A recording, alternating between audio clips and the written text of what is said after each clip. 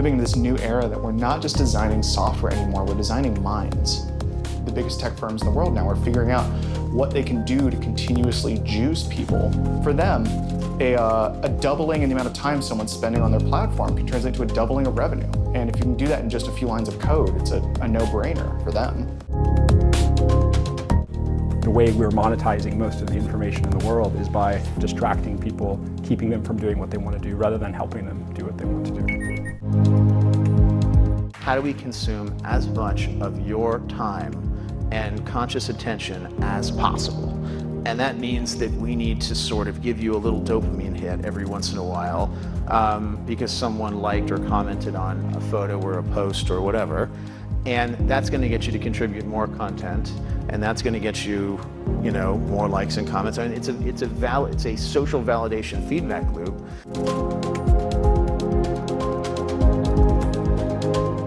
Is that doing something a lot does not necessarily mean that it's problematic. Basically, genuine internet addiction, I would actually put it at maybe 0.1%.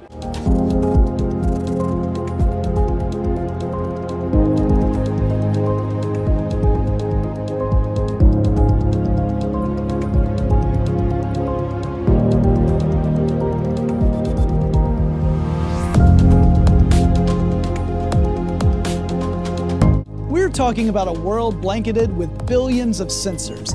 These sensors are taking information from real physical objects that are in the world and uploading it to the internet.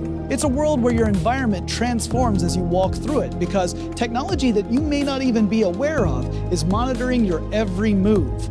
It's a world that's constantly changing all around us due to these sensors and the internet, and we call it the Internet of Things. So we're going to live in a world completely filled with sensors, with data, reacting to us, changing every moment dependent upon our needs. I'm no longer going to be asking you, hey, what's your favorite color? What's your favorite music? I'm going to ask you, what's your reality like?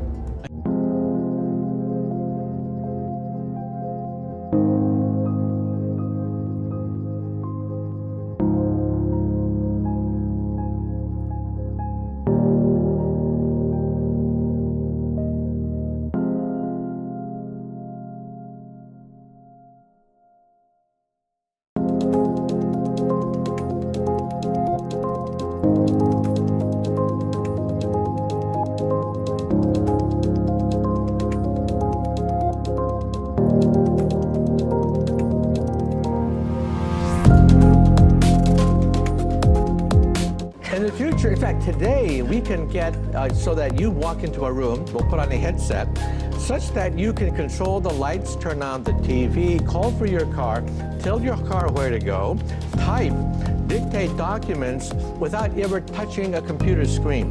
And our children will wonder, how could you possibly live in a world where you had to touch the screen and you had a mouse and you had to type?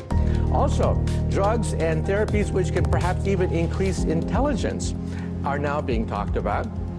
We'll have perhaps memories that we can upload into the mind, perhaps memories of a job that we're not trained for.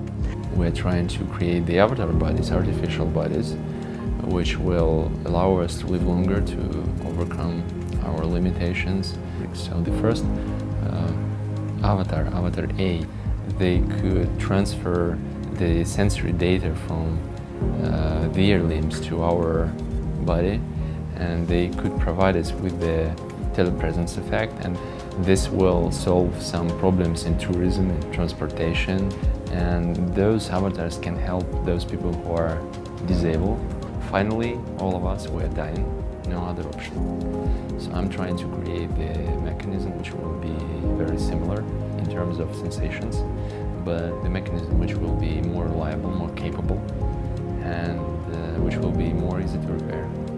By 2029, we'll have reverse engineered and modeled and simulated all the regions of the brain, and that will provide us the software, algorithmic methods to simulate all of the human brain's capabilities, including our emotional intelligence.